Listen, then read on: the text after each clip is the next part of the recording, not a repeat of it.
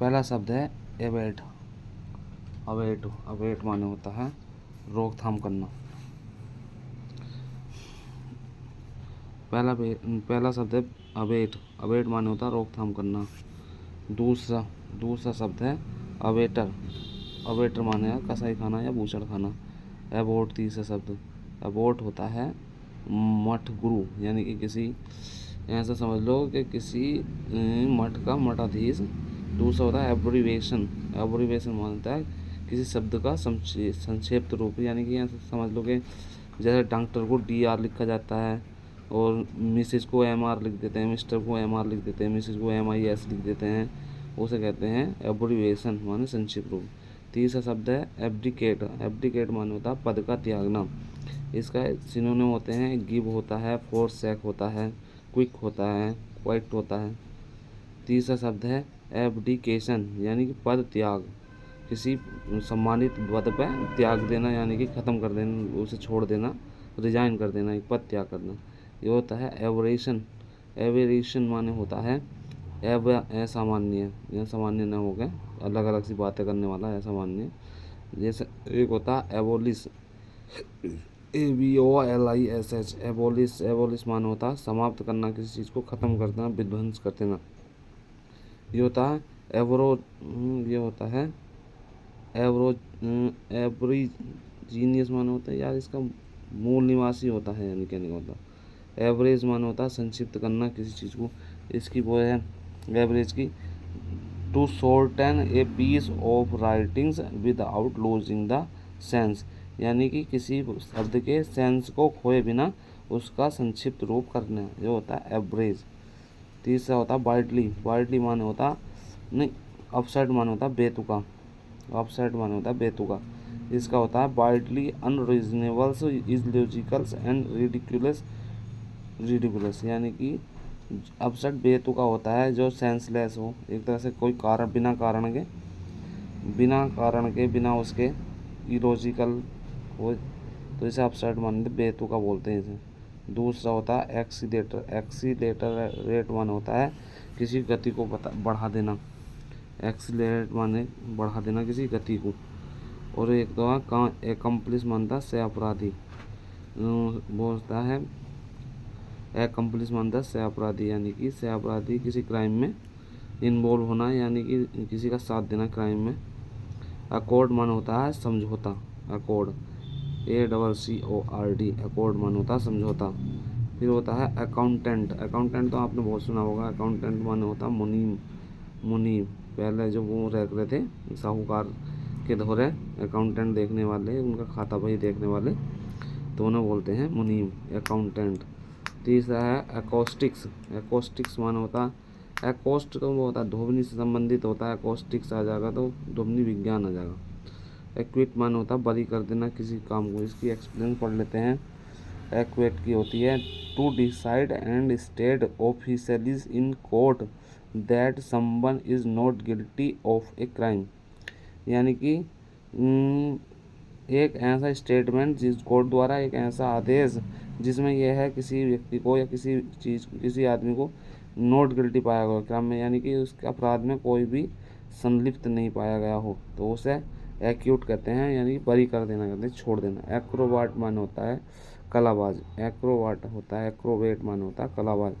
ये होता है वन हु परफॉर्म डांसिंग और gymnastics feats, person who entertains peoples by doing different feats, यानी कि लोग जो एंटरटेन्स करते हैं, यानी कि मनोरंजन करते हैं लोगों का, बाई माने द्वारा, डूइंग करके, डिफ़िकल्ट फीट्स माने डिफ़िकल्ट यानी कठिन कार्य करके लोगों का मनोरंजन करते हैं, उन्हें क्या कहते हैं, एक्रोबैट कहते हैं, यानी कि कलाबाज कहते हैं।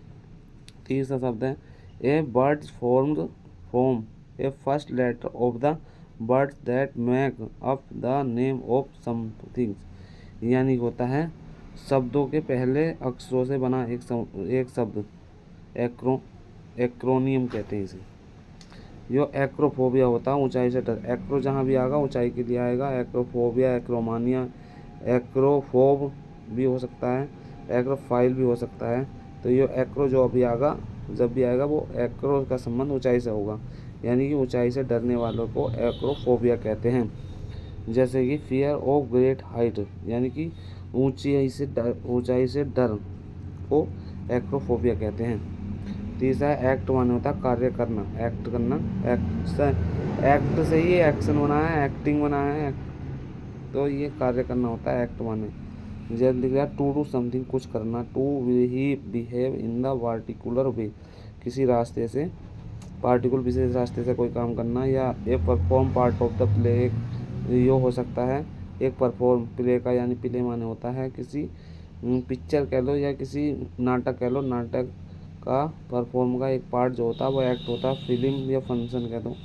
तीसरा एक्टिवेट माने होता है सक्रिय करना, एक्टिवेट माने होता है सक्रिय करना, एक्टिवेट। इसका देखो मैक ए मशीन एक्टिव और ऑपरेटिव, यानी बनाना किसी मशीन को एक्टिव और ऑपरेटिव करना, चलाना। एक्यूमेन में होता है कुशाग्र बुद्धि वाला, यानी जो जल्दी से जवाब दे देता है वो कुशाग्र बुद्धि।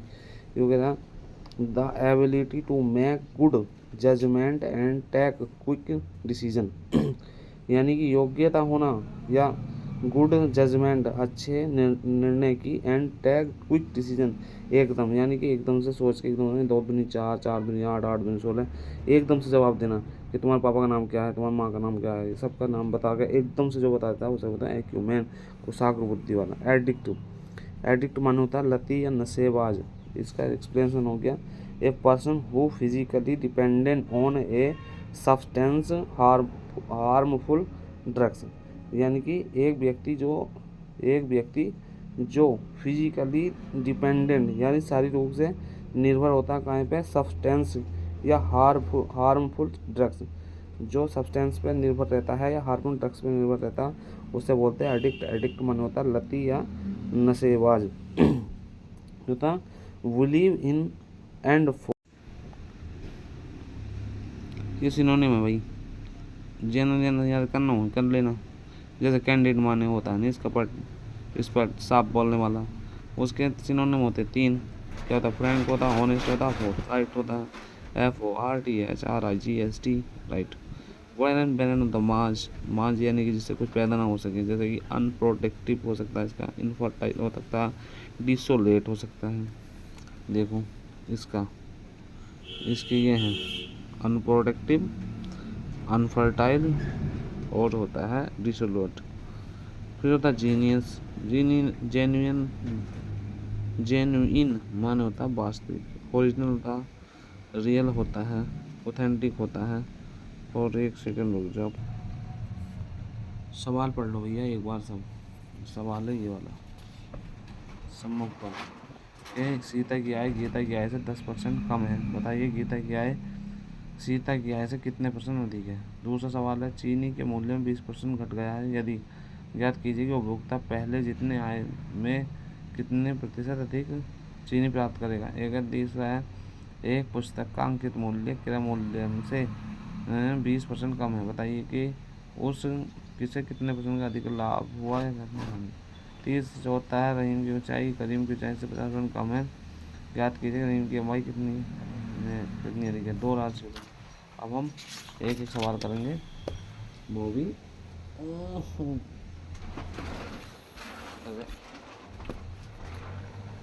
पहला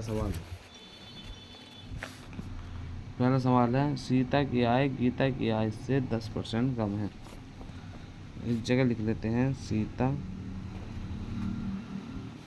और इस जगह लिख लेते हैं गीता। अब कह रहा है सवाल कि सीता की आय गीता की आय से, गीता की आय से यानी कि गीता की आय हो गई 100, ठीक है। गीता की आय से कितनी कम है, 10% कम है, तो 10% कम है तो इसकी हो गई 90।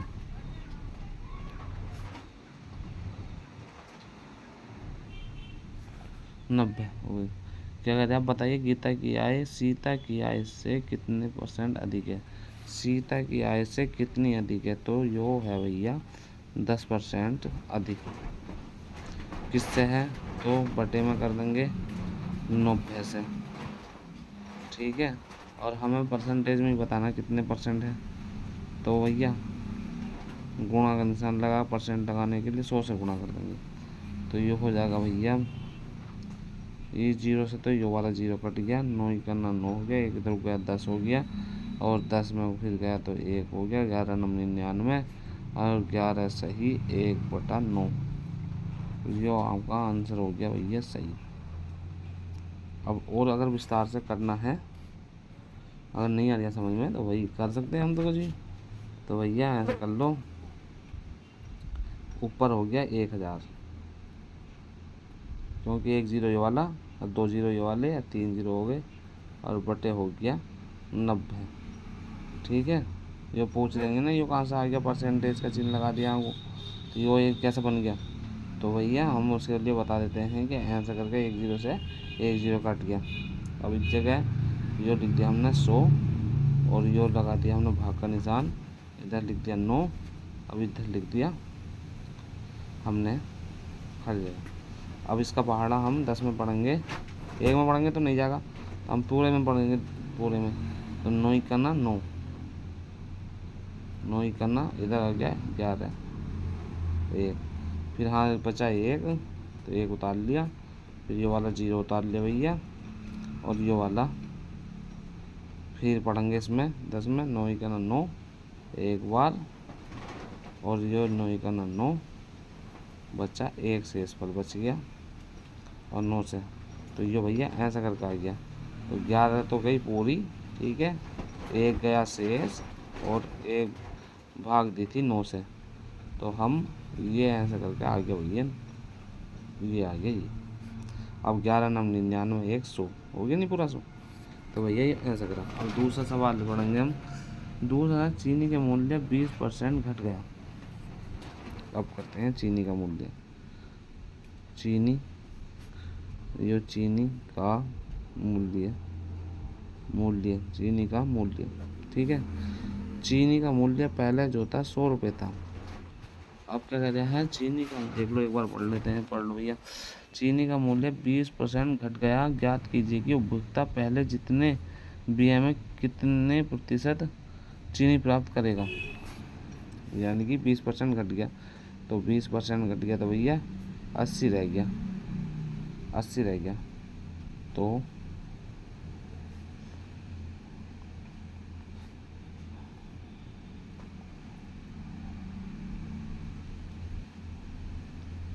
इसका एक सिंपल रास्ता, इससे एक सिंपल तरीका भी है। सिंपल तरीका बता दूँ, ऐसे तो कर सकते हैं, और ऐसे भी कर सकते हैं इस वाले सवाल को।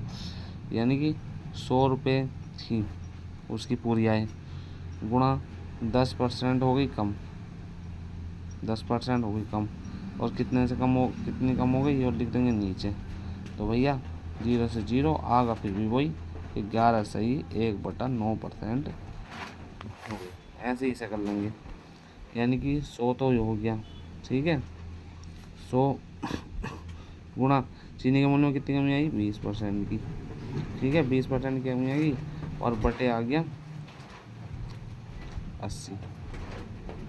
तो 20 दूना 20, और 20 चौक 80, और 4 से यो 100 कटेगा कितने बार, 25 बार, 25 चौका 100, तो 25% अधिक चीनी लेगा वो।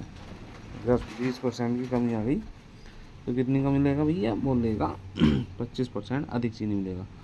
तीसरा सवाल है, पुस्तक के अंकित मूल्य क्रय मूल्य से 20% कम है।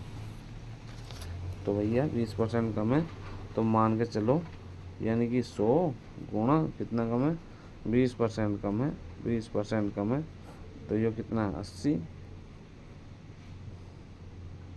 तो वो ये 25% आ जाएगा इसका भी।